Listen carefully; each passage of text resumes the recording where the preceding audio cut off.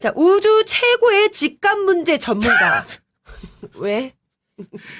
집값 문제가 뭐냐? 집값 문제. 내가 언제 집값만 가지고 떠들었냐? 우주 최고의 주택 정책 전문가라고 해주셔야지. 되게 있어 보이게 하려고. 그게 아니라 내가 맨날 이렇게 부동산 문제가 집값 오르내리는 수준의 문제가 아니라고 이야기를 했잖아. 우주 최고의 복덕방 아저씨? 그런 거가 좀 어울릴 것 같은데. 네. 선대선대는 오빠와 함께하고 있습니다. 자, 오늘 낙곱살 161회에서는요. 오늘 파리 부동산 대책을 중심으로요. 이 문재인 정부의 투기와의 전쟁에 대한 이 진단과 전망을 해보고 있습니다. 자, 1부에서는 파리 대책의 내용을 중심으로 얘기를 했는데, 자, 파리 대책 이후로 언론에서 기사가 엄청 많이 나오고 있어요. 근데 이 중에 보면 제가 보기에는 좀 너무 속 보이는데, 속된 말로, 이거 어디 너무 빨아주는 것 같은데, 라고 이렇게 뻔히 보이는 기사들이 적지 않거든요. 그래서 2부에서 이 파리 대책에 관한 왜곡된 언론 보도들 파서 들어가 보려고 합니다. 자, 일단 많이 나온 얘기가 파리 대책으로 이 대출을 꽉 조이면서 결국 실수요자들 이분들이 피해를 본다. 이런 식의 기사들이 많이 나오고 있습니다. 자, 일단 동아일보 8월 9일자 기사 제목이 이렇습니다. 사다리 없어졌다. 서울 입성 막힌 30대. 네, 이 내용을 제가 일부러 읽어드리면요. 연봉 2,900만 원, 3,400만 원을 받는 30대 맞벌이 부부는 합산 소득이 연 6,300만 원이기 때문에 서민 실수요자에 해당되지 않는다. 이들 비서민 실수요자가 서울에서 집을 사려면 집값의 60%를 대출 없이 조달해야 한다. 부동산 114에 따르면 지난달 서울 평균 아파트 가격이 6억 5,984만 원인데 LTV 40%를 제외한 60%는 3억 9,590만 원이다. 3억 9,590만 원은 평범한 30대 맞벌이 부부가 현금으로 보유하기는 어려운 금액이다. 한마디로 그러니까 이 연봉이 그냥 좀 평균적으로 이렇게 받는 30대 맞벌이 부부는 실제로 한 4억 정도 돈이 어딨냐. 집 못 산다 뭐 이런 얘기인데 파리 대책으로 30대 맞벌이가 서울에 집 사는 게 사실상 불가능하다. 이 30대 맞벌이 부부를 투기 세력 취급한다라는 식의 기사. 이거 레알입니까? 어떻게 생각하시나요? 레알 아니죠. 네. 여자의 독수만 제대로 읽었어도 이런 좀 웃긴데? 그러니까 여자의 독수만 제대로 읽었어도 이렇게까지 황당한 기사는 안 쓰죠. 그러니까 여자의 독서를 안 읽으셨나? 왜 그러지? 아니 네네. 그러니까 네. 이게 김진애 박사님은 이런 분들한테는 그냥 무료로 막 보내. 그리고 이런 기사 쓰는 기자들한테도 무료로 막 보내는 거야. 그래서 여자의 독서를 읽고 좀 교양을 좀 가지라고. 그러니까 상식과 교양을 좀 쌓으시라고. 그렇지. 자, 그래서 이 기사에 대해서 어떻게 생각하시냐고요? 이 기사에 대해서는 별 생각이 없습니다. 뭐 첨언을 할 가치조차 없나요? 이 기사? 자, 그냥 상식 수준에서 우리 한번 생각해보자고요. 네네. 집값이 지나치게 높아요. 자, 그러면 소득이 안 돼요, 사람이. 그러면 이런 상황에서 정부 정책은 뭘 해야 되나요? 너무 지나치게 높은 집값을 떨어뜨리는 게 필요하죠. 네. 그게 아니라 집값은 유지하면서 무리하게 빚내서 집 사라고 하는 게 정부가 해야 될 짓인가요? 아니죠. 네, 그럼 답 나왔잖아요. 사실 정부가 단기 불꺼기 대책이라고 하지만 사실은 이건 그래서 오르던 집값을 안정시키는 효과가 있는 거고요. 제가 볼 때는 정부가 일관되게 이런 기조로 간다 그러면 이번 정부 안에서는 집값이 적어도 하향 안정화될 가능성이 높습니다. 그러면 제가 보기에는 뭐 크게 멀지 않아서 지금보다 더 저렴한 수준으로 그 주택을 마련할 수 있는 기회들이 저는 생긴다고 보거든요. 그러면 이사를 가지고 이야기해 보자고요. 뭐 아파트 평균 가격이 6억 6천만 원 정도 된다고 그러는데 사실 이게 평균 가격이기 때문에 집값 높은 게 되게 이제 끌어올리잖아요. 그렇죠. 강남의 일부. 사실 중위 가격은 이만큼 안 되고요. 어쨌거나 6억 6천만 원이라고 치고 그러면 이게 그냥 6억 6천만 원인데 이 사람들이 예를 들어서 LTV 때문에 뭐 빚을 더 많이 못 빌린다. 1억 정도를 못 빌린다고 치자고요. 그죠? 네. 그러면 66은 36. 잠깐만 36이고 64, 24. 오케이. 이분들 경우에는 한 1억 4천만 원 정도를 덜 빌려요. 기존보다. 네. 덜 빌리기는 하는데 예를 들어서 집값이 뭐 여기에서 한 6천만 원 이상 더 떨어지고 그다음에 자기가 조금 더 기다렸다가 소득을 좀 더 확충해서 집을 사는 게 더 바람직하지.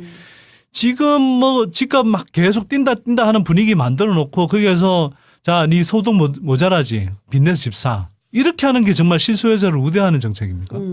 아니잖아요. 그러네요. 예. 그래서 이게 그 보통 이런 대책이 나오면 이런 식의 황당한 기사들이 되게 많아요. 엄청 많이 쏟. 그리고 실수요자가 의미가 뭔지 한번 생각해 보자고요. 실수요자라는 건 물론 자기가 나는 투자나 투기 목적이 아니라 난 진짜 살겠어. 이렇게 생각할지 모르겠지만 사면서 대부분 내 집값이 그래도 좀 올라주기를 바라는 게 대부분의 사람들의 마음이잖아요. 그렇죠. 또 하나 한편으로는 투기 가율 양상이 심각할 때 사람들이 지금 안 사면 집 못 사나 보다. 이런 조바심 내서 사실은 무리하게 빚내는 경우들이 많거든요. 그러면 설사 이 사람이 뭐 우리가 흔히 말하는 실수요자라 하더라도 목적상 이렇게 무리하게 빚내서 집 사게 하는 건 어떤 경우에도 옳지는 않죠. 정부가 자제하게 해야 되는 거죠. 그래서 이런 케이스들을 들고 나와서 실수요자 앞길을 가로막는다? 그리고 뭐 이거 빚내서 집 사라 그러면 아까 사다리라는 표현을 이야기했는데 제가 볼 때는 하우스푸어 되는 사다리예요. 이 사다리는 올라가면 안 돼요, 이건. 물론 뭐 이 일부 경우에 따라서는 좀 문제가 있는 경우들도 있겠지만 이런 아주 일부의 사례들을 가지고 막 부작용, 문제가 굉장히 심각한 것처럼 이야기해서는 안 된다. 그리고 제가 적어도 볼 때 이 기사에 언급된 케이스는 절대 문제가 아니다. 네. 그렇습니다. 또 말씀 들어보니까 그러네요. 진짜 이 사다리는 네. 어떻게 보면 하우스푸어로 가는 지름길의 사다리 네. 이런 게 아닌가 싶은데요. 그러니까 이런 건 여자의 독서를 읽으면 충분히 다 간파할 수 있는 거야. 우리 빨리 광고 여러 개 들어야겠다. 우리 너무 지금 하나밖에 안 들어와 있으니까 계속 할 얘기가 그거밖에 없어. 참 아쉽네요. 그러니까 좀 아쉽네. 네네네. 자, 그 다음에는요, 이 조선일보 8월 9일자 기사입니다. 제목, 다주택자 집 팔라면서 살 사람 대출 묶으면 어쩌란 말이냐? 네. 제목이 아주 그냥 간절하네, 구구절절하네요, 그냥. 자, 이건 뭐 읽을 필요도 없을 것 같아요, 내용이. 그러니까 쉽게 말해서 실수요자의 대출길 막아놓고서 뭐 다주택자 보고 집을 팔라고 하면 거래되냐, 뭐 이런 얘기인데요. 어떻게 생각하시나요? 낮춰내야죠. 거래가 되는 가격 수준으로. 네. 지금 당장은 물론 시장이 이제 그 서로 간보기 때문에 가격 형성이 안 될 거예요. 근데 일정한 시점이 지나면 뭐 매수자든 매도자든 뭐 일정하게 이렇게 수렴되는 어떤 가격선이 생길 거고요. 그때 뭐 자기가 생각했을 때 뭐 아까 이야기한 대로 강남 자산가다. 나 뭐 빚 한 푼 없이 내가 그냥 뭐 여러 채 필요해서 샀다. 갖고 계세요, 그냥. 필요해서 산 거라며. 네. 그리고 뭐 거기서 소득을 좀 올리고 싶으면 정부가 얘기한 대로 임대사업자로 등록해서 정확하게 사업자 등록하고 세금 낼 거 다 내고 하시란 말이에요. 그럼 되죠. 근데 그게 아니다. 제가 볼 때는 정말 그 급한 사람들은 무리하게 빚내서 이 투기적인 목적으로 산 사람들이 대부분일 거거든요. 그런 사람들은 자기가 지금 상황에서 감당 안 될 것 같다. 그러면 지금이라도 이런 현실을 직시하고 자기가 거래될 수 있는 최선의 가격에서 그래도 뭐 팔아야 되는 거죠. 합리적인 가격으로 그냥. 네. 네네네. 자, 그 다음에 이 파리 대책을 공격하는 논리로 또 자주 나오는 게 있습니다. 지금 집값이 오르는 건 공급 부족 때문인데 공급에 관한 대책은 별로 없이 수요만 묶으려고 해봐야 결국은 실패한다. 이런 식의 논리입니다. 자, 8월 4일 이투데이 기사인데요. 제목, 효과 무색했던 참여정부 8.3.1 대책과 닮은 꼴? 네, 내용 중에 보면 이런 기사에는 꼭 단골로 등장하시는 모 교수님 얘기가 있죠. 모 교수님. 자, 내용입니다. 가격을 안정화하는 방법은 수요보다 공급이기 때문에 공급에 대한 대책이 없는 한 6개월 정도 지나면 다시 시장이 원래대로 돌아갈 것으로 보인다. 파리 대책은 상승 요인을 정확히 확인하지 못한 미숙한 정책이다. 자, 여기에 대해서 어떻게 생각하시나요? 이분도 여자의 독서를 좀 읽으셔야 돼요. 네. 정말 6개월밖에 못 가는 대책일까요? 6개월이 아니고요. 문재인 정부가 지금 정책의 기조를 계속 일관되게 가져간다라는 전제하에 6개월 이상이 아니라 계속 지속될 흐름이라고 저는 생각해요. 근데 이제 지금 사실 여러 언론에 계속 거론되는 이분은 여러분들이 계속 읽다 보면 이분이 누구신지 아실 거예요. 요즘 이분만 계속 언급하시더라고. 근데 이분이 기본적으로는 뭐 신도시 아파트 이렇게 뭐 개발하고 이런 쪽에 되게 계속 관여를 해오셨던 분이라 이야기할 때 제가 보니까 뭐 주택 공급 이 문제로밖에 설명을 못 하시는 분이에요. 근데 공급 전문가인가요, 이분? 근데 제가 보기에는 그 사실 지지난해인가 SBS에 뭐 이렇게 그 해서 물론 뭐 현실적으로 보면은 그 이후로 집값이 올랐지만 그때 하여튼 뭐 끝장토론 비슷하게 이렇게 할 때는 사실 뭐 저한테 엄청 깨졌던 양반이거든요. 아, 그래요? 네. 근데 우주 최강이라며. 아. 우주 최강 이 정도는 해야지. 역시. 근데 자, 사실은 제가 오늘 방송을 하자는 것도 이 공급 부족론 이야기를 굉장히 강력하게 네. 저쪽에서 밀고 나오는데 여기에 대해서 제대로 설명한 사람이 없어서 제가 오늘 하자고 그런 측면도 있어요. 자, 지금 빨리 해주세요. 자, 네. 공급 부족 때문에 집값이 올랐냐? 그러면 이야기 한번 해보시자고요. 최경환 전부 총리 들어오고 나서의 대책은 어떤 대책이었던 거죠? 빚내서 집 사라. 빚내서 집 사라인데 대책은 기본적으로 주택대출 규제 풀어준 거예요. 네, 그렇죠. 그다음에 분양시장 청약 규제 이런 것들을 다 풀어줬어요. 그쵸. 분양권 전매 제한 완화해주면서 건설사들한테 분양 물량 최대로 쏟아내다고 한 정책이죠. 그다음에 내놓은 정책은 뭐냐면 재건축 허용 연한 완화해줘서 재건축 공급이 늘어나는 대상을 늘려줬어요. 그리고 그해 말에 한 거는 이른바 부동산 3법이 해준 건 뭐냐면 재건축의 사업성을 높여주는 거예요. 분양가 상한제 없애주고 재건축 초과 이익 환수제를 유예시켜주고 하면서 또 재건축 조합원 지위 양도를 해줄 수 있도록 해서 재건축의 사업성을 좋게 하고 이걸 빨리 사고 팔 수 투자 또는 투기적인 거래들을 할 수 있도록 만들어준 거거든요. 그거는 그 대책들이 계속 향했던 건 뭐냐면 결과적으로 분양시장의 공급을 늘리고 재건축을 촉진해서 재건축 공급이 늘어나도록 해준 정책이에요. 그 이후로 그러면 2, 3 논리대로라면 집값이 떨어졌어야 되죠. 그렇죠. 엄청 공급 많이 했으니까. 예, 근데 왜 늘어났나요? 왜 집값이 뛰었나요?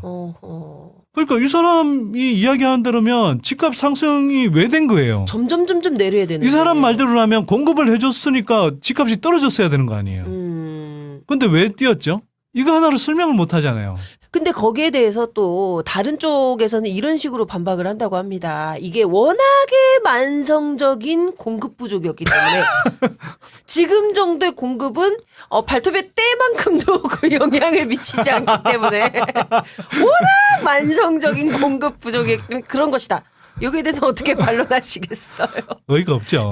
아니 그 만성적인 공급 부족이 있을 때 그게 뭐 하루 이틀 일이 아니라면 그러면 예를 들어서 이명박 정부에서 2009년 10월부터 저 박근혜 정부 초기까지는 왜 집값이 떨어진 거죠? 수도권에서. 그러니까 이뿐만 아니고요. 지방에서도 마찬가지인데 지방에서도 집값이 오를 때 보통 한 뭐 2년 3년 정도 이렇게 많이 오르는데 오를 때 보면 늘 아파트 공급이 일어날 때 그걸 소재로 해서 오릅니다. 이건 무슨 이야기냐 하면 제가 이 이야기를 왜 강조하냐 하면 기본적으로요. 공급은 중장기적인 관점에서 하는 거죠. 중장기적인 관점에서 주택 수급은 이루어지는 것이고요. 다만 집값이 이제 뛰는 패턴을 보면 이 중장기적인 수급 구조에 따라서 가는데 거기에 대해서 일시적으로 아파트 분양을 한다. 또 여기를 개발한다 이렇게 하면 가만히 있던 투기적인 가수요들이 준동하게 하는 시기가 있습니다. 우리가 수급이라고 하는 것은 상대적인 개념이잖아요. 예를 들어서 공급이 100이고 수요가 100일 때 맞더라도 이 공급은 가만히 있는데 갑자기 수요가 한 150은 늘어버린다. 이건 가열 양상이 되는 거죠. 공급이 부족한 것처럼 느껴지죠. 근데 최근에 이렇게 주기적으로 일어나는 것은 그냥 정상적인 실수요라기보다는 투기적인 가수요들이 준동하는 경우들이 많거든요. 또 한편으로는 아까도 말씀드렸지만 뭐 명칭은 실수요라고 할지 몰라도 소득이 안 되는 사람들이 무리하게 빚내서 집 산 경우들이 많거든요. 이렇게 해서 없는 수요들을 막 들끓게 만들어져 버리면 이거는 현상적으로 보면 수요가 초과하는 것처럼 보이고 공급은 부족한 것처럼 보이지만 실제로는 중장기적인 관점에서 공급이 부족한 상태여서 집값이 오른 게 아니라는 겁니다. 투기적인 가수요가 들끓도록 만들어서 그런 거라는 거죠. 네. 자, 여기서 또 하나 제가 더 말씀드리고 싶은 게요. 예를 들어서 그러면 서울 강남 같은 경우는 뭐 지역이 한정돼 있고 거기에서 그러면 계속 뭐 많은 사람들은 강남 같은 데서 살고 싶어 하지 않나? 그러니까 거기는 수요가 넘치고 그래서 거긴 넌 집값이 뛸 수밖에 없는 것 아니냐. 뭐 이런 이야기 한단 말이에요. 아까 거론했던 그분도 그런 말씀을 하신단 말이에요. 네. 이것도 진짜 제가 보기에는요. 어떤 경제의 기본 개념 자체를 모르는 분 이야기예요. 왜냐? 네네. 그 많은 분들이 헷갈리는 게 뭐냐 하면요. 경제학에서 수요라는 것의 의미를 잘 모르십니다. 수요라는 것은 영어로 표현하면요. willing to pay. 그러니까 지불할 의사가 있을 뿐만 아니라 able to pay라고 해서 지불할 능력이 있어야 되거든요. 즉 내가 강남에 아파트를 사고 싶을 뿐만 아니라 살 수 있는 소득이 뒷받침돼야 되는 거예요.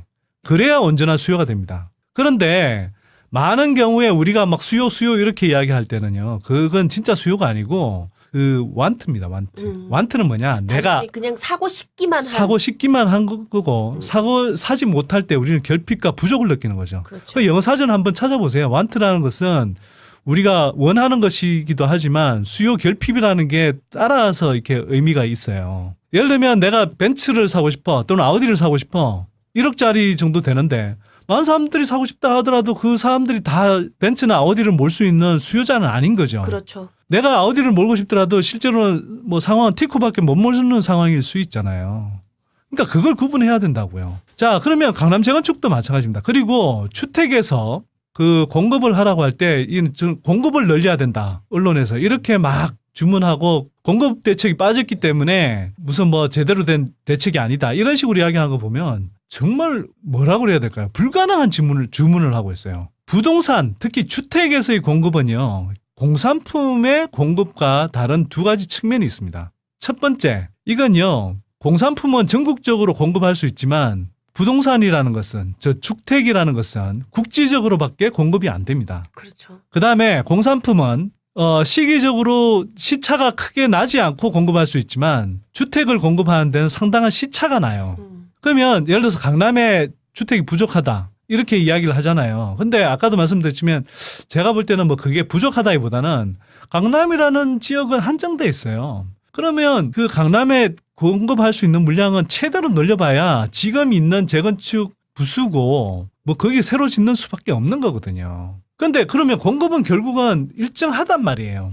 그러면 여기에서 중요한 건 뭐냐 하면 사실은 지금 집값이 오르내리는 것은 공급은 멀쩡하게 가만히 있는데 최경환 정부 총리가 공급 확대한다라고 하면서 말은 공급 확대인데 그렇게 해서 재건축의 사업성을 좋게 해주고 그러니까 뭐 눈치 빠른 사람들한테 자 이거 투자 가치가 올라가니까 투자하라. 그리고 투기 편으로 변질된 거 아니에요. 즉 공급은 100으로 가만히 있는데 투기적인 가수요가 가세해서 수요가 100이 있던 게 150으로 끌어올려준 거란 말이에요. 그러면 이번 대책이 뭔가요? 투기적 가수요가 넘쳐나던 걸 상대적으로 넘쳐나던 걸 다시 제자리로 돌리는 거잖아요. 그럼 이번 대책은 적절한 대책이란 말이에요. 그러니까 아무런 나무랄 게 없는 거예요. 자, 그다음에 우리가 지금 여름에 덥다고 그래서 에어컨 필요해요. 그러면 이거는 공장에서 풀 가동해서 빨리 에어컨 찍어내서 보급하면 되죠. 근데 주택은 그게 안 돼요. 기본적으로 우리는 선분양지에서 그런 게 더 심하기도 하지만 실제로 입주할 수 있는 물량까지는 한 3년 정도 걸린단 말이에요. 지금 예를 들어서 막 가열 양상돼 있다고 그러면 3년 후에 공급할 걸 지금 막 어떻게 해서 만들어내라? 그게 가능한 주문입니까? 그리고 아까도 말씀드린 강남 재건축은 어차피 한계가 있어요. 그리고 자 그렇게 공급 확대하라고 그래서 뭐 최근현 정부 총리가 그렇게 각종 규제 풀어서 했는데 집값이 올랐지 떨어졌냐 이거죠. 그리고 진짜 웃기는 게 뭐냐 하면요. 뭐 이 주택 보급률 이런 이야기 하잖아요. 네네. 뭐 경기도의 경우에는 뭐 그렇지만 서울 같은 경우는 아직 뭐 주택 보급률이 100%에 미달하기 때문에 집값이 계속 오를 거다. 뭐 여러분들 많이 느끼시겠지만요. 강남에 직장 있다고 해서 다 강남에 사는 거 아니잖아요. 그렇죠. 뭐 분당에도 살고 제가 사는 용인에도 살고 그러잖아요. 그러면 그 사람들이 사실은 그러니까 같은 서울에만 국한된 게 아니라 서울하고 경기도는 인접한 지역으로서 사실 같은 주거 생활권으로 봐야 됩니다. 그 전체적인 틀 안에서 같은 권역별로 이제 수급을 사실은 따져야 된다고 저는 생각하고요. 자, 그럼에도 불구하고 뭐 예를 들어서 서울에 그래도 굳이 서울에 살겠다는 사람들이 있죠. 자, 그런데 웃기는 건 뭐냐 하면요. 그 사람들 재건축 공급하라는 거 아니에요? 재건축 뭐 촉진해서 이렇게 공급을 자꾸 하라는 건 아니에요? 근데 그 사람들 말이 서로 어긋나요. 주택 보급률이 낮아서 집값이 오른다라는 건데 재건축을 하면 할수록 주택 보급률은 떨어져요. 어머. 올라가는 게 아니고. 어머나. 왜 그런 줄 아세요? 왜 그럴까요? 주택 보급 그러니까 재건축을 한다 그러면서 다 기존에 사람들 쫓아내잖아요. 멸실주택이 발생하잖아요. 네네. 그러면서 실제로는 강남구, 서초구, 송파구 할 것 없이 재건축 진행하면 할수록 주택 보급률이 오히려 떨어져요. 그럼 그걸 뭘로 설명할 거냐고요. 그래요? 아니 네. 그러면은 근데 새로 그리고- 지어서 완공되면은 이렇게 또 이게 거주할 수 있는 공간이 더 많아지니까. 그러니까 보급률이- 그때는 되긴 하는데 제가 시간이 오래 말씀드린 걸린다는 시간이 오래 걸릴 뿐만 음, 아니라 강남이라는 한정된 공간에서 일어나기 때문에 그닥 그렇게 많이 그게 공급. 집값에 영향을 미치는 게 아니라고요. 그러니까 사람 자꾸 좀 이해를 하셔야 되는 게 뭐냐면 주택 보급률이라는 게 집값에 그 자체로 영향을 큰 미치지 영향. 않는다는 겁니다. 근데 그리고 예를 들면요. 최근 몇 년 동안 집값이 가장 많이 오른 지역이 예를 들어서 제주도하고 뭐 경북 이런 지역이잖아요. 부산 같은 지역이잖아요. 부산 경남. 그런 지역들의 주택 보급률은 전국적으로 평균 이상으로 높습니다. 제일 높은 축에 속해요. 그럼 그런 지역 예를 들어서 그런 지역은 이미 뭐 110% 120% 이런데 그런 지역 집값은 왜 뛰냐고요. 그러면 주택 보급률 문제라면. 투기죠. 투기. 투기입니다. 투기. 네, 투기죠. 그러니까 사실은 그냥 이해관계에 휘둘리지 않고 맑은 눈으로 그냥 보면 지금 그리고 대다수 사람들이 제가 그저 이렇게 설명하지 않더라고 전문가랍시고 설명하지 않더라도 여자의 독서를 읽을 수 있는 수준의 상식과 교양을 갖춘 분이면 그러면 뭐 충분히. 네, 충분히 그냥 지금 상황을 이해할 수 있는 거예요. 근데 언론에서 자꾸 이상한 소리하고 정말 말도 안 되는 이해관계를 가진 사람들이 자꾸 나와서 무슨 공급 부족해서 그렇다 이야기를 하니까 헷갈리는 거죠. 그렇죠. 근데 왜 공급 부족률이 주기적으로 나오느냐? 기본적으로 신문들이 아파트 분양 광고를 따려고 하기 때문에 그렇습니다. 아하. 아파트 분양 광고 물량이요. 막 한창 막 그 뜨거울 때는 전체 신문 광고 매출의 한 20-30%를 차지하거든요. 아, 신문에 보면 진짜 넘잖아요. 분양 네. 광고가. 그러니까 네. 보세요. 지금 우리 건설업은 비대해 있죠. 사실은 구조조정을 해야 되는데 계속 지연시키고 자꾸 빚내서 집 사라고 해서 떠받쳐 주는 거잖아요. 그러면 그렇게 해서 또 이제 신문들은 먹고 산단 말이에요. 그러니까 왜 주택 공급 부구정론이 그렇게 널리 퍼져 있냐? 그리고 자꾸 보도하냐? 이렇게 주택 공급 부족하다고 해야 건설업체들이 계속 분양할 수 있도록 만들어주는 논리가 생기는 거고 또 그렇게 해야 신문들이 먹고 살아요. 해놓고 이야기하지 않지만 그 뒤에 깔려있는 이해관계가 얼마나 심각하냐 이거죠. 네. 내용 좀 말씀해 주시니까 약간 좀 뭔가 명확해지고 있는 것 같아요. 네.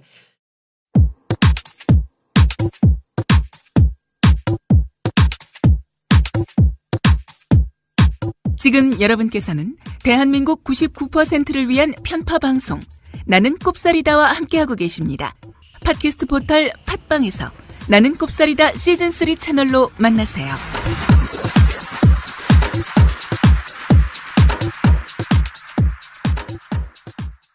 자, 그다음에요.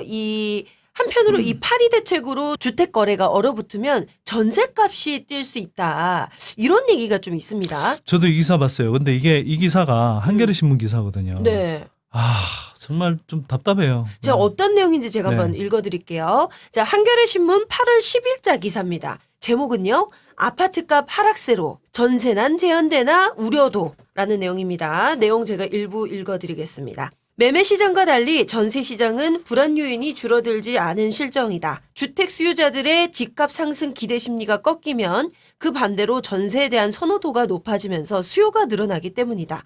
실제 2010년에서 2014년도 수도권에선 아파트 매매값이 안정됐던 반면 전세값은 해마다 뛰어오르는 극심한 전세난이 덮쳤다.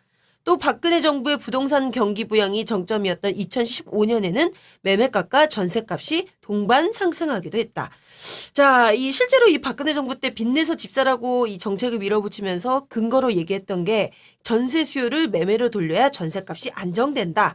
뭐 요런 거였거든요. 자, 요 기사 내용을 좀 한번 좀 얘기해 주세요. 실제로 진짜 이럴까요? 기사 읽다 보면 그럴 것 같기도 한데 이런 생각이 드는데. 아휴, 그러니까 좀 답답해요. 그러니까 뭐냐면 한겨레마저 이렇게 보도를 하고 있으니 사람들이 이게 부동산 문제에 관해서 제대로 이렇게 인식하기가 어렵죠. 일단 이 기사는 이 기사 자체적으로 앞뒤가 안 맞습니다. 왜요? 2012년부터 2014년까지는 수도권에서 아파트 매매값이 안정됐다며요. 네. 그러는데 전세값은 뛰었다면서요. 네. 그러면 매매값이 안정되니까 전세값이 뛰었다고 이 사람은 그걸 자기 근거로 하고 있는 거잖아요. 네, 이런 논리를 펼치죠. 그러면 2015년부터 집값 부양을 하고 집값이 뛰기 시작하면서는 그러면 전세값은 안정됐어야 되는 거 아니에요? 그죠? 근데 또 동반 상승했네요. 네. 동승방 상승했다라는 걸 또 근거로 지금 이야기하고 있는 거잖아요. 맨날 오르네 전세값은. 아니 그러니까 기사 안에서 자기가 이야기하는 내용과 배치되는 이야기를 동시에 하고 있는데 아무 문제 의식을 못 느끼는 거야. 일단 그렇고요. 그다음에 팩트가 틀립니다. 네. 2010년, 2014년 사이에 수도권에서 아파트 매매값이 안정되긴 했는데 전세값은 해마다 뛰어올랐다 이렇게 돼 있잖아요. 네. 그 기사의 앞머리에서 이야기하듯이 그 집값 상승 기대 심리가 꺾이면 전세에 대한 선호도가 높아지면서 수요가 늘어나는 측면이 늘어난다. 뭐 이런 이야기를 하는 거 있잖아요. 네. 요게 통했던 시기는 2009년에서 한 2010년 정도 수준이에요. 그러니까 그때는 집값이 이제 막 오르다가 이제 하락기로 이제 이 반전을 하면서 사람들이 한 10년간 정도 지속되었던 상승기가 꺾이니까 이제 좀 어리둥절하면서 또 한편으로는 더 이상 집값이 안 뛰겠거니 이렇게 생각하면서 사람들이 이제 전세로 돌아서는 경우들이 많아졌죠. 그러면서 일종의 이제 병목 현상이 생기면서 그때 이제 전세값이 올랐던 측면이 강하게 있어요. 근데 2011년 이후부터는요, 그런 현상이 사실 많이 사라졌어요. 그러니까 그래서라기보다는 그때 이후로 뛴 건 뭐냐면요. 뛰었다고 한다면 그냥 집값이 뛰었기 때문에 전세값이 뛴 거예요. 예를 들면 집값이 상대적으로 안정됐던 2012년 전세값이 되게 안정됐었거든요. 그때는 전세값이 뛴 게 아니에요. 오히려 전세값도 되게 안정됐어요. 그리고 지역적으로도 제가 이렇게 쭉 살펴보면 이기잡은 논리대로라면 전국적으로 집값이 많이 뛴 지역이 전세값은 안정돼야 되죠. 왜냐하면 집값 상승 기대감이 있으니까 전세 수요가 없을 거 아니에요. 그런데 이건 데이터로 보면 명확하게 나오는데요. 집값 많이 뛴 지역이 전세값도 많이 뜁니다. 아니 그러니까 기본적인 데이터도 확인을 안 하는 거예요. 내가 볼 때는. 그냥 막 뱉네요. 네. 네네네. 그러니까 한겨레 기자조차도 그냥 부동산 업계에서 뭐 하는 집값 올리고 그다음에 전세난이 오르는 게 기본적으로는 주택 부족해서 그렇다. 그러니까 전세난 오르는 건 당연하다는 현상처럼 자꾸 이야기하는 그런 레토릭에 그냥 세뇌가 돼 있는 거예요. 제가 볼 때는. 근데 이 기사 쓰신 분이 한겨레 부동산 터줏대감이에요. 10여 년 이상 계속 쓰고 있어요. 아 그래요? 저는 이분 솔직히 말씀드려 좀 바꿨으면 좋겠어요. 네. 뭐 지난 시기에 뭐 대선 앞두고 뭐 한경호 프레임도 나오고 그랬는데 솔직히요 정치 이런 이야기 하기 전에 부동산이나 경제에 관련해서는요 특히 경제는 그래도 좀 나은데 부동산에 관련해서는 한겨레가 정말 기득권 언론 못지않게 엉터리 보도들을 엄청 많이 했어요. 지금도 하고 있는 거예요. 광고 때문인가요 결국은? 그런 측면도 있는 것 같기도 하고요. 왜냐하면 아니, 왜 그럴까? 도대체 이 사람이 뭐라고 왜 10년 동안 한 자리에 이렇게 놔두고 계속 부동산 기사를 쓰게 하는가. 그렇다고 대체 뭐 서민들을 위한 제대로 된 부동산 기사 쓰는 적도 별로 못 봤어요. 왜 이렇게 하는지 모르겠어요 솔직히.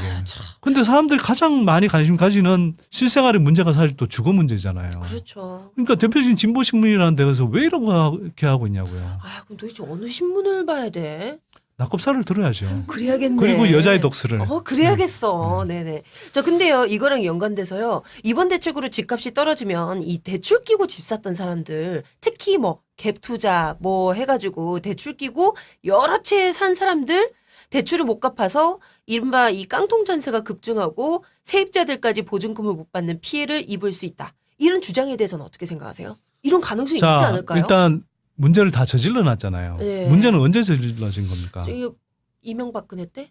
그렇죠. 무리하게 빚내서 집 사게 했고 그렇게 해서 많은 사람들이 하우스푸어 집주인들이 됐고 네. 또 그런 또 한편으로는 갭 투자를 거의 부추기다시피 그런 제도적인 틀을 만들어 놨잖아요. 그리고 그런 거 전혀 제어하지 않았어요. 그런 상태에서 지금 계속 전세난 오게 만들었고 그런 상태에서 이제 지금 많은 분들이 사실 집값 떨어지면 같이 이제 타격을 받게 돼 있는 상황이 돼 있죠. 그러면 이게 집값 떨어진다고 해서 그러면 지금 정부의 책임입니까? 그리고 이분들이 위험해 줄 수 있다고 해서 지금 지나치게 높은 집값을 계속 부추기는 정책을 써야 되고 제어하는 정책을 쓰면 안 됩니까? 그거는 말이 안 되죠. 그러니까 저는 네. 기본적으로는 이 정책 방향이 맞고요. 다만 이런 위험성이 분명히 있죠. 그렇기 때문에 그러니까 앞으로는 좀 이러면 안 정부가 되는데. 네. 뭐 예를 들어서 그런 전세 보증 보험 외에도요. 또 한편으로는 이런 경우가 발생할 경우에 대비해서 예를 들어서 이제 부채 문제를 조정하는 그런 이제 대책이 필요하죠. 제가 뭐 여러 차례 이야기했던 것처럼 공재무 컨설턴트를 동원한 그런 이제 대책도 필요하고요. 그다음에 사실 제가 좀 새롭게 제안하고 싶은 정책은 이런 겁니다. 이 세입자와 집주인이 서로 윈윈할 수 있는 그 전세 안정화 방안이 있어요. 뭔가요? 이건요, 뭐 큰 돈이 드는 것도 아니고 또 한편으로는 뭐 엄청난 행정력이 동원되는 것도 아니에요. 그러니까 그러면서도 효과는 뭐 굉장히 클 수 있는. 오. 궁금하죠? 완전 궁금해요. 네. 뭐냐면 이런 거예요. 지금 세입자는 전세에 살고 싶어 하죠. 왜? 주거비용이 제일 싸니까. 그렇죠.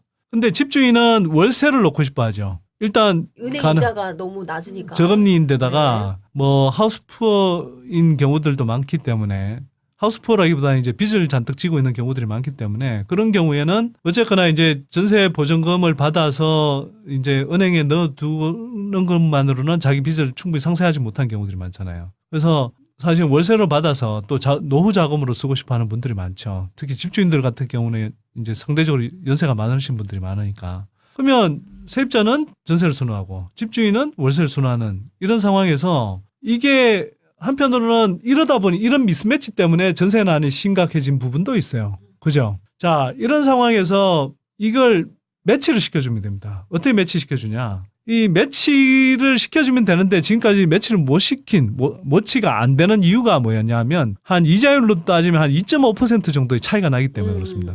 예를 들어서 집주인이 전세 보증금을 받아서 이걸 은행에 넣어두면 한 이자를 2% 받는다고 쳐요. 근데 이걸 월세로 넣으면 대략 한 4.5% 정도의 지역별로 좀 다르지만 4.5%의 이율로 월세를 받을 수 있단 말이에요. 그러면 이 갭이 한 2.5% 되는 거죠. 근데 2.5%의 갭을 일반 개인은 못 메워도 정부는 메울 수 있습니다. 지금 우리 국민연금 연간 수익률이 한 5%를 넘잖아요. 그러면 정부가 국민주택기금이라든지 도시주택기금이라든지 또는 뭐 주택금융공사의 자금을 활용해서 이 2.5%의 갭을 메워주는 자금 풀을 운영하면 되는 겁니다. 쉽게 말하면 예를 들어서 전세 사는 사람한테 예를 들어서 3억 보증금을 정부가 받아요. 그 3억 중에 집주인한테는 1억을 일단 주고 거기에 대해서 2억에 대해서 월세만큼을 집주인한테 다달이 주는 거예요. 근데 갭이 아까 말씀드린 이율로 따지면 한 2.5% 정도 되는 거거든요. 그러면 그 2.5%만큼 정부가 이 자금 풀을 가지고 뭐 어떤 운영을 사업을 해서 하고, 네. 예, 국민연금기금처럼 평균 한 5% 정도 수익률을 올리면 되는 거예요. 이건 매년 5%를 그대로 올릴 필요가 없고요. 그 정부는 자금 여유가 일정하게 있기 때문에 그냥 그 평균적으로 몇 년에 걸쳐서 평균 한 4, 5%의 5% 정도의 수익률을 올리면 되는 거거든요. 오. 그러니까 말씀인 예. 즉슨 한마디로 나는 전세로 살고 그렇죠. 세입자는 전세로 살고 집주인은 월세 받는 집주인은 거고. 월세 받는 개념이고 오, 정부가 괜찮은데? 중간에서 보증하는 거고 괜찮은데? 그렇게 하면 주거가 얼마나 안정되겠어요. 그 사실 저도 네. 이 좀 전세 불안해서 이사 못 가는 것도 네. 있거든요. 네. 많은 분들이 네. 그런 것도 있고 뭐 여러 가지 또 집주인들 또 전세 물건도 별로 없기도 하고요. 네. 이게 괜찮네요. 그러니까 이런 주택 제도를 채택하면 제가 볼 때는 새로 뭐 주택 공급하고 이런 거 하지 않고도 네. 얼마든지 전세난을 완화하고 주거 안정을 시킬 수 있습니다. 근데 그렇다고 예산이 뭐 네. 크게 들어가는 것도 아니고요. 근데 작가님이 그러시는데요. 집주인들이 안 하지 않을까라고 하시는데요. 왜? 왜냐하면 임대소득이 고스란히 이렇게 다 보여지는 거니까 싫어하지 않을까라고. 근데 예를 들면 지금도 사실은 집주인들은 월세를 놓고 싶은데도 많은 경우 월세를 못 놓는 경우들이 많거든요. 왜냐하면 물론 이제 점점 월세화 된다고 하지만 그래도 여전히 이 월세를 놓고 싶은데도 못 놓는 집주인들이 되게 많죠. 다들 전세를 선호하니까. 그리고 근데 미스매치 나는 만큼 사람들은 월세를 주느니 그래도 전세값을 올려주겠다 이런 선택을 하는 거고요. 네네. 집주인들은 최대한 월세로 당기다가 안 되면 그냥 전세값 그러니까 올려받는 걸로 그렇게 이제 지금 해왔던 거죠. 근데 집주인 입장에서 보면 많은 집주인들이 전세값을 올리는 것보다 그걸 월세로 돌리는 것을 더 선호하죠. 그러니까 전부가 아니어도 돼요. 집주인의 그렇게 월세를 선호하지만 지금 전세 놓고 있는 사람들의 한 뭐 절반 정도 또 3분의 1 정도만 이렇게 이 제도에 들어오면 사실 그 효과는 엄청나죠.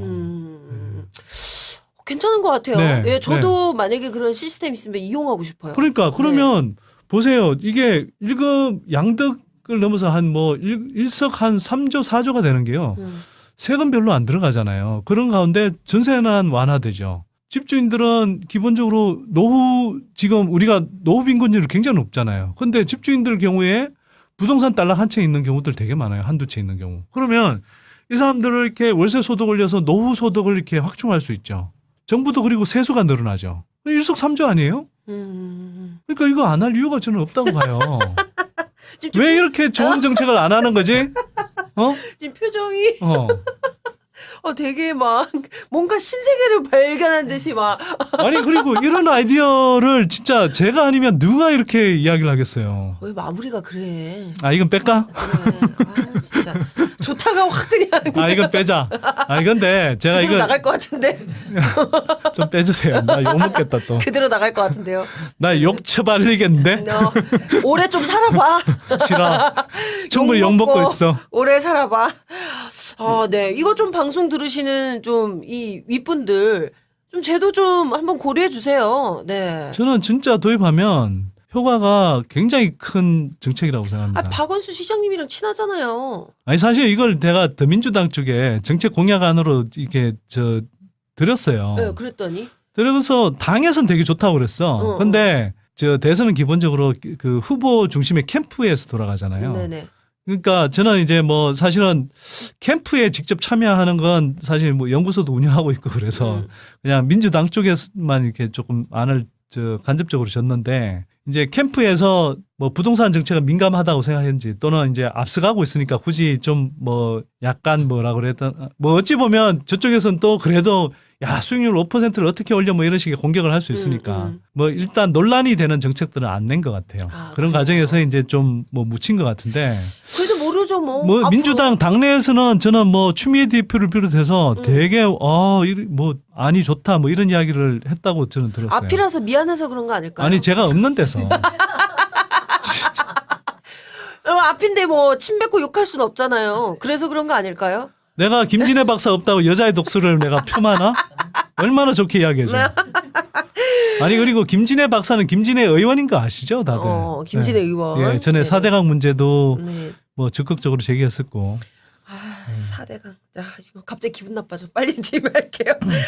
자, 이제 파리 대책 이후에 부동산 시장 어떤 방향으로 갈지 전망을 이제 해보도록 하겠습니다. 일단 크게 나눠보면 상당한 효과가 있을 것이라는 시각도 있는 반면에 아까 얘기하셨잖아요. 이게 중장기적으로 좀 보기에는 부족할 수도 있다라고 아까 얘기를 하셨는데 손재로 오빠는 어떻게 생각하세요?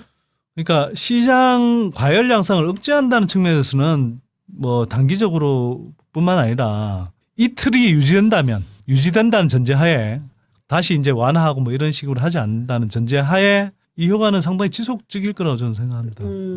네. 저도 좀 정책의 일관성이 좀 있었으면 좋겠다는 생각이 들어요. 그러니까 말씀 잘 하셨는데요. 그 노무현 정부에서 진정으로 배워야 할 것은 뭐냐면 노무현 정부 때 투기 뭐 수요 억제책을 썼더니 집값이 올랐다가 아니고요. 노무현 정부 때도 12구 대책이라든지 또 2006년에 주택 대출 규제를 강화한다든지 했을 때 제대로 대책을 내놨을 때는 약발이 먹혔어요. 다만 노무현 정부 때 집값이 그런데 결국 흔들렸던 건 뭐냐 하면 두 가지 측면에서 일관성이 없었어요. 그러니까 노무현 정부 스스로가 대책에서 일관성이 없었고요. 또 이명박 당시 서울시장의 이제 뭐 뉴타운 뭐 촉진법이라든지 또 열린우리당에서 이제 또 표 얻으려고 또 이제 뉴타운 특별법에 이제 뭐 이 협력한다든지 뭐 이런 식의 기조가 흔들리면서 일관성이 없었던 것 때문에 사실은 집값이 뛰었던 거예요. 일관되게 갔으면 그때 물론 주택 가격 상승 압력이 상당히 강했을 때지만 그때만큼 사실 폭등하지는 않았을 거다. 그러니까 그 노무현 정부에서 배워야 될 교훈 중에 가장 큰 거는 정책의 일관성. 정책이 일관성이 있어야 된다. 음. 그래서 아마 문재인 정부가 그런 걸 이미 교훈으로 갖고 있을 거라고 저는 생각하고요. 네. 말씀드린 것처럼 이런 기조가 지속되는 선에서 그러면서 중장기 대책으로서 보유세 또 후분양제 또 뭐 주택 공공임대주택 도입 또 협동조합 주택 뭐 활성화 또 제가 말씀드리는 세입자와 집주인이 윈윈할 수 있는 아주 획기적인 그 이름 좀 멋지게 한번 지어봐요. 그러니까 전우주가 놀랄 만한 여자의 독서를 읽은 분이나 안 읽은 분이나 똑같이 환호할 만한 그런 정책을 시행하면 저는 뭐 얼마든지 집값이 안정될 뿐만 아니라 우리의 주거 여건을 굉장히 좋게 만들 수 있다. 이 정부 내에서 그렇게 생각합니다. 근데 요 몇 년 사이에 진짜 정말 참 살인적인 집값이 됐잖아요. 근데 서점에 가니까 막 정말 혹하는 책 제목들 많더라고요. 뭐 네. 그런 거 있죠. 나 500만 원으로 아파트 10채 있다? 뭐 이런 거. 뭐 그런 거 있잖아. 뭐 부동산의 여왕 뭐 이런 거. 그래서 뭐 갭 투자라든지 주택 투자를 부추기는 책들이 부쩍 늘었는데요. 근데 이런 책들을 보면 문재인 정부 때도 집값 안 떨어진다. 오히려 뭐 대책 내놓고 뭐 이랬다 저랬다 이래서 뭐 집값 더 뛸 거다 하는 식의 얘기들이 많이 나오고 있습니다. 그래서 이런 책들이 이제 그 보면은 계속 집값이 오를 거라고 보는 근거를 보니까 뭐 아까 말한 우리가 아까 얘기했던 뭐 공급 부족 얘기도 있고 뭐 저금리 시대라서 시중에 유동성이 넘치기 때문에 어차피 갈 때는 부동산 아니면 주식이다. 네, 뭐 요렇게 이제 근거를 들기도 하는데요. 시중에 유동성은 넘치는데 왜 사람들 돈은 없나요? 그 왜 그래 진짜 나 돈 없어 죽겠는데. 아니 그러니까 시중에 풀려 있는 돈들이 다 은행 돈이지 그게 자기 돈인 사람이 얼마나 있냐고요. 그치. 예. 맞아요. 그러니까 유동성이라고 하더라도 이 유동성이 그 어떤 사람의 소득 형태로 있는 게 아니라 또는 저축의 형태로 있는 게 아니고 빚으로 있단 말이에요.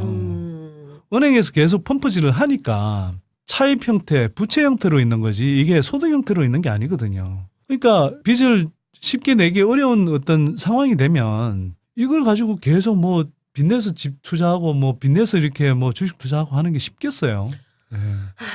그러니까 그걸 가리지 않고 그냥 자꾸 유동성 뭐 이런 이야기 하는데 그다음에 뭐 부동자금 뭐 800조 1000조 이런 이야기도 계속 나오는데요. 그것도 개뻥입니다. 제가 예전에 그 뭐 예전에 책에서 그거 다 이미 뭐 이른바 투자 대기 자금으로서의 뭐 부동자금이 아니고요. 기본적으로는 그냥 은행에서 그러니까 우리가 보통 기업에서도 뭐 결제를 한다든지 거래를 한다 그러면 준비하고 있는 자금이 있잖아요. 가게에서도 뭐 어떤 용도로든 목돈 삼아 이렇게 준비해두는 자금들이 있고 뭐 그런 자금들이지 그게 막 다 투자 대기 자금이거나 그렇지가 않아요. 네네네. 자, 그런데 우리나라 부동산이 엄청 폭등한 것처럼 보이는데 이 국민소득 증가와 비교하면 그런 게 아니다. 뭐 상승 여력은 앞으로도 충분히 있다. 진짜 그래요? 나 이거 너무 끔찍한 얘기인데? 내 소득 증가와 비교했을 때 집값 나는 너무 심하게 비싼 것 같은데? 네.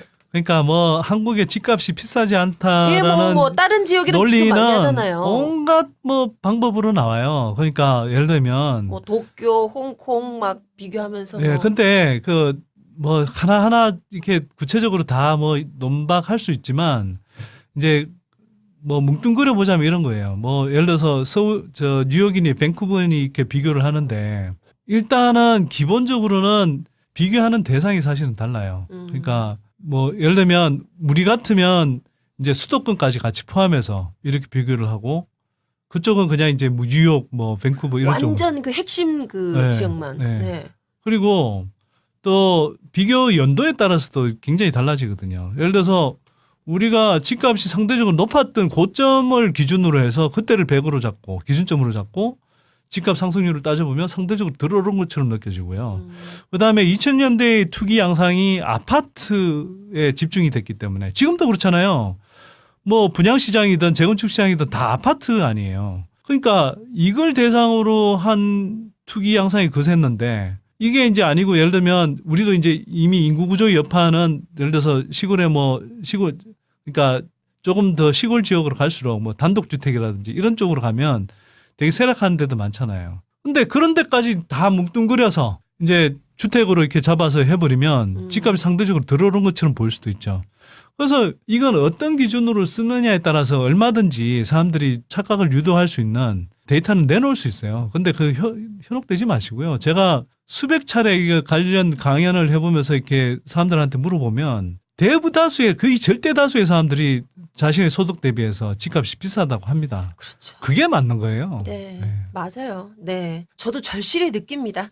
자, 이제 마지막 질문일 것 같은데요. 아까도 뭐 중간중간 앞으로 어떤 대책이 더 보완돼야 될지에 대해서 얘기를 좀 살짝 건드려 주신 것 같은데, 자, 앞으로 이제 파리 대책이 물론 상당히 강력한 대책이긴 하지만 이런 것도 좀 있어야 장기적으로 집값을 잡을 수 있다. 무엇을 더 보강을 해야 될까요? 그러니까 결국 뭐 보유세, 후분양제, 공공임대주택, 공공임대 주택 좀 많이 또 늘렸으면 사회형 좋겠어. 뭐 네. 이 주택 이런 것들을 늘리는 뭐 이런 정책들을 써야 되는 거죠. 그 중에서 좀 확실히 이거 좀 순서로 따지자면 뭐 좀 급하게 좀 했으면 좋겠다. 저는 사실 주택 시장의 가장 근본적인 틀을 가져올 건 후분양제라고 생각하고요. 근데 후분양제. 후분양제는 우리가 이제 이미 이야기했으니까 여기서는 좀 넘어가고요.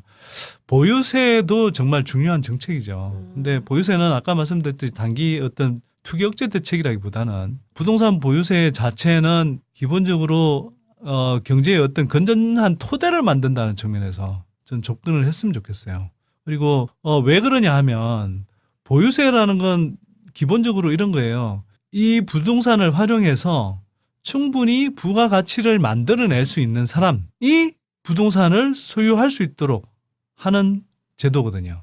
그러니까 예를 들어서 내가 지금은 이 감당할 수 없더라도 예를 들어서 10억짜리 주택이라 하더라도 한 7억 뭐 얼마 전까지는 7억까지 빚을 내서 샀다가 여기서 한 2, 3억 오르면 팔 수 있었잖아요. 그럼 자기 돈 3억을 들여서 빚 7억 끌어오고 만약 3억이 거기서 더 올랐다 그러면 실제로 자기 3억을 동원해서 수익률이 100%가 되는 거예요. 그렇죠. 자, 이런 식으로 이렇게 소유할 수 있었단 말이에요. 근데 보유세라는 건 뭐냐면 그렇게 빚내서 일시적으로 샀을 뿐만 아니라 이걸 갖고 있으면 계속 이제 이 보유세 부담이 늘어나서 이게 자기가 감당할 수 없는 사람은 갖고 있으면 안 되는 상황이 되는 거예요. 예를 들어서 10억짜리 집을 갖고 있는데 연간 그런데 소득은 얼마 안 되는 사람인데 연간 뭐 한 2천만 원, 3천만 원에 뭐 예를 들어서 재산세 부담이 나온다. 감당하기 힘들겠죠. 그렇겠죠. 연소득이 뭐 5천만 원 된 사람이 빚내 갖고 10억짜리 집을 갖고 있다. 안 되잖아요. 네. 그러면 그런 식의 무리하게 집을 갖도록 못하게 하는 제도입니다. 그래서 강력하게 이제 그 투기의 내성을 갖도록 하는 제도이고요. 또 한편으로는 우리가 지금 부동산 자산에서 이제 양극화가 굉장히 심각하고 불평등 구조가 심각한 거잖아요. 그래서 이 한편으로는 부동산을 과도하게 가진 사람들이 이 사람들이 사실은 이런저런 자산 소득을 굉장히 많이 올리고 있는데 그 부분에서 한편으로는 보유세 형태로 기본적으로 이 사회에 기여하도록 하는 그래서 우리의 불평등을 완화하도록 하는 세수를 확보하는데 또 굉장히 중요한 수단이 되는 거죠. 그래서 그런 의미에서 저는 보유세는 강화해야 된다고 생각하는데 이건 보유세를 강화한다는 건 두 가지 측면에서 봐야 돼요. 그러니까 세율 자체를 강화하는 것도 있지만 전에 한번 말씀드린 대로 제가 박근혜 집 팔면서 실제로 뭐 이 세금 얼마 안 냈다고 그랬잖아요. 그러니까 그것처럼 주로 특히 집 그 비싼 가격의 주택이 그렇더라고요. 그러니까 부동산 부자들이 가진 단독주택, 또 기업용 뭐 토지, 건물, 빌딩 이런 것들은 사실은 시가 반영률이 뭐 한 30-40% 정도로 굉장히 낮거든요. 이걸 현실화하는 것이 훨씬 더 중요하다. 네. 그런 의미에서 이제 두 가지 축으로 함께 보유세 강화가 이 정부에서 이제 일어나기를 바라는 거죠. 네네. 자, 나는 꼽살이다 161회. 오늘은 문재인 정부가 집값을 잡기 위해 내놓은 파리 대책 중심으로 얘기 나눠봤습니다. 저도 이 월세살이 하는 사람으로서요. 정말 이번 대책 정말 반짝 효과가 아니라 거품 잔뜩 낀 주택시장을 이 거품 쭉 빼는 그래서 이제 투기로 돈 버는 시대의 종지부를 찍는 그런 신호탄이 되기를 바랍니다. 자, 낙곱살 무기한 쉰다고 해놓고 한 달도 안 돼서 저희가 이렇게 여러분들 앞에 짠 나타났는데요. 아니 이게 뭐가 문제야? 무기한이라는 건 기한이 없다는 거지. 예를 들면 쉰다 그래놓고 한 주만 해도 다시 할 수 있는 게 무기한이야. 그래? 그럼 나 무기한으로 나 또 쉴게. 그리고 일주일 후에 나타날게. 그런가? 나도 무기한 오늘 무기한 방송하고 나서 무기한 좀 쉬어야 되겠다. 그다음에 1시간 후에 다시 일해야지. 네. 그래서 아니 사실 제가 오늘 지금 이 녹음을 하면서 제가 아까 우리 찍은 사진으로 이 트위터에 올렸어요. 그랬더니 반응이 아주 뜨겁습니다. 지금. 반응이 뭘 또 뜨거워. 뜨거워. 지금 사람들이 화이팅 뭐 앞으로 기대 많이 하겠다 뭐 수고가 많으시다 막 이렇게 댓글 남겨주셨는데요. 정말 여러분 또 이렇게 잊지 않고 기다려주셔서 너무 진심으로 감사드립니다. 자, 시작한 김에 앞으로 어떻게 하겠다 각오 좀 한마디 해주세요. 사실은 새로 돌아올 때는 뭐 전열을 조금 더 정비하고 그다음에 조금 새로운 포맷으로 이렇게 찾아오려고 했었는데요. 일단 파리 부동산 대책이 좀 터져서 좀 급하게 이제 다시 시작을 하게 됐고요. 왜 다들 웃죠? 다들 PC 이건 뭐지 도대체? 약속이나 한 듯이 나 안 해. 아니 얘기해요. 여자의 독서를 좀 읽으란 말이야. 이 사람들이 이렇게 여자의 독서 여자의- 없었으면 오늘 무슨 드립 쳤을 거야 정말. 여자의 독서를 안 읽으니까 사람들이 이렇게 좀 마인드가 이렇게 다들 비비 꼬여갖고 말이야. 어? 진짜 인생 그렇게 살지 말란 말이야. 그래서 앞으로 어떻게 하실 거냐고요. 그래서 좀 전열을 정비 중간중간에 예, 진행하면서 전열을 정비하고 또 새로운 포맷으로 다가가도록 하겠습니다. 아 그렇군요. 아, 네, 저도 열심히 하겠고요. 우리 좀 멋있는 게스트 좀 많이 좀 불렀으면 좋겠네요. 개인적으로. 김진애 박사 한번 부를까? 좋죠. 김진애 그 박사님. 양반이 또 4대강 전문가이기도 하니까 그 좋죠. 적절한 좋다. 시점에 한번 하나 예, 모시죠. 네. 모시기로. 그럼 모신다고 하면 모실 수 있는 관계예요? 나를 어떻게 보고 진짜 왜? 어? 자, 저는 지금까지 곽현아 수학연구소 곽소장 곽현아였습니다. 당신은 근데 결과물 언제 내놓을 거야 이거?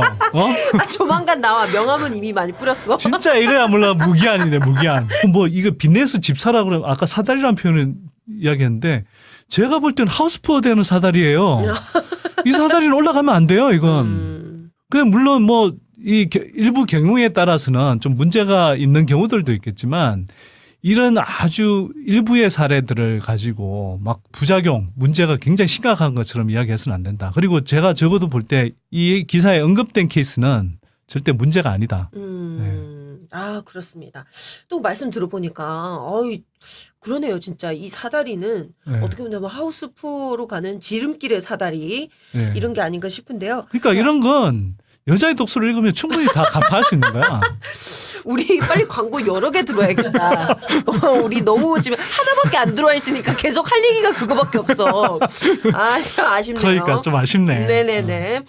자, 그 다음에는요, 이 조선일보 8월 9일자 기사입니다. 제목, 다주택자 집 팔라면서 살 사람 대출 묶으면 어쩌란 말이냐? 네. 제목이 아주 그냥 간절하네, 구구절절하네요, 그냥. 자, 이건 뭐 읽을 필요도 없을 것 같아요, 내용이. 그러니까 쉽게 말해서 실수요자의 대출길 막아놓고서 뭐 다주택자 보고 집을 팔라고 하면 거래되냐, 뭐 이런 얘기인데요. 어떻게 생각하시나요? 낮춰내야죠. 거래가 되는 가격 수준으로. 음. 네. 지금 당장은 물론 시장이 이제 그 서로 간보기 때문에 가격 형성이 안 될 거예요. 근데 일정 자, 우주 최고의 집값 문제 전문가. 왜? 집값 문제가 뭐냐? 집값 문제. 내가 언제 집값만 가지고 떠들었냐? 우주 최고의 주택 정책 전문가라고 되게 해주셔야지. 있어 보이게 하려고. 그게 아니라 내가 맨날 이렇게 부동산 문제가 집값 오르내리는 수준의 문제가 아니라고 이야기를 했잖아. 우주 최고의 복덕방 아저씨? 그런 거가 좀 어울릴 것 같은데. 네. 선대는 오빠와 함께하고 있습니다. 자, 오늘 낙곱살 161회에서는요, 오늘 파리 부동산 대책을 중심으로요, 이 문재인 정부의 투기와의 전쟁에 대한 이 진단과 전망을 해보고 있습니다. 자, 1부에서는 파리 대책의 내용을 중심으로 얘기를 했는데, 자, 파리 대책 이후로 언론에서 기사가 엄청 많이 나오고 있어요. 근데 이 중에 보면 제가 보기에는 좀 너무 속 보이는데, 속된 말로, 이거 어디 너무 빨아주는 것 같은데, 라고 이렇게 뻔히 보이는 기사들이 적지 않거든요. 그래서 2부에서 이 파리 대책에 관한 왜곡된 언론 보도들 파서 들어가 보려고 합니다. 자, 일단 많이 나온 얘기가 파리 대책으로 이 대출을 꽉 조이면서 결국 실수요자들, 이분들이 피해를 본다. 이런 식의 기사들이 많이 나오고 있습니다. 자, 일단 동아일보 8월 9일자 기사, 제목이 이렇습니다. 사다리 없어졌다.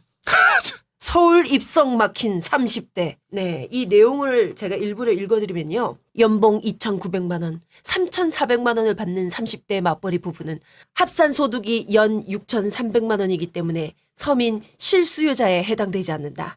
이들 비서민 실수요자가 서울에서 집을 사려면 집값의 60%를 대출 없이 조달해야 한다.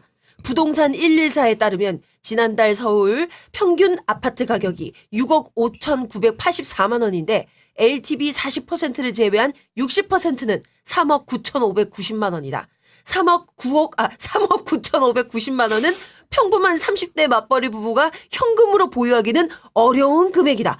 한마디로, 그러니까 이 연봉이 그냥 좀 평균적으로 이렇게 받는 30대 맞벌이 부부는 뭐 실제로 한 4억 정도 돈이 어딨냐, 집 못 산다 뭐 이런 얘기인데, 파리 대책으로 30대 맞벌이가 서울에 집 사는 게 사실상 불가능하다.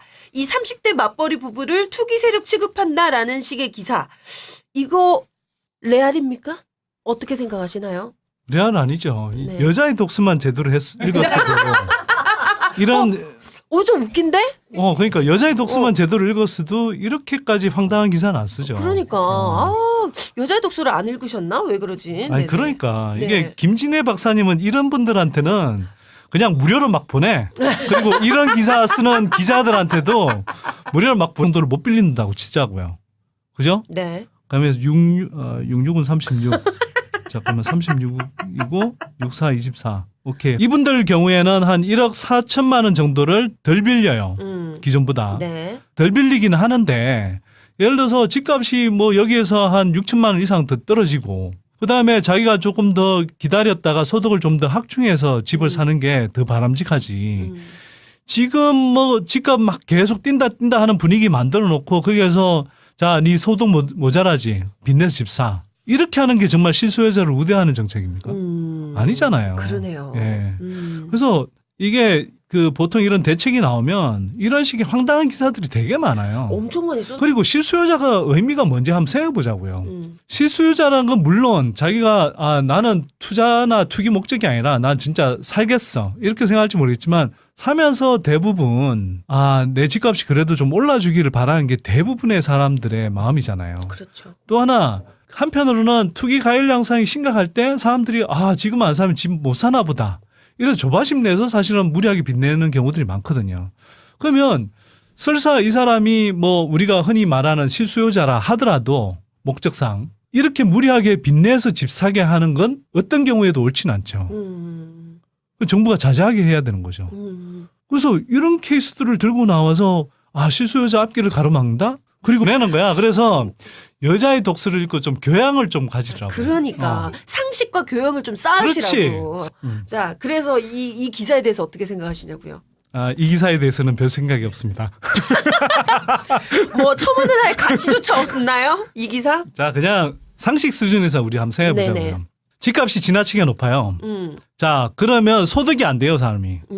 그러면 이런 상황에서 정부 정책은 뭘 해야 되나요? 너무 지나치게 높은 집값을 떨어뜨리는 게 필요하죠. 네. 그게 아니라 집값은 유지하면서 무리하게 빚내서 집 사라고 하는 게 정부가 해야 될 짓인가요? 아니죠. 네, 그럼 답 나왔잖아요. 사실 정부가 단기 불거기 대책이라고 하지만 사실은 이건 그래서 오르던 집값을 안정시키는 효과가 있는 거고요. 제가 볼 때는 정부가 일관되게 이런 기조로 간다 그러면 이번 정부 안에서는 집값이 적어도 하향 안정화될 가능성이 높습니다. 그러면 제가 보기에는 뭐 크게 멀지 않아서 지금보다 더 저렴한 수준으로 그 주택을 마련할 수 있는 기회들이 저는 생긴다고 보거든요. 그러면 이사를 가지고 이야기해 보자고요. 뭐 아파트 평균 가격이 6억 6천만 원 정도 된다고 그러는데 사실 이게 평균 가격이기 때문에 집값 높은 게 되게 이제 끌어올리잖아요. 그렇죠. 강남의 일부. 사실 중위 가격은 이만큼 안 되고요. 어쨌거나 6억 6천만 원이라고 치고 그러면 이게 그냥 6억 6천만 원인데 이 사람들이 예를 들어서 LTV 때문에 뭐 빚을 더 많이 못 빌린다. 1억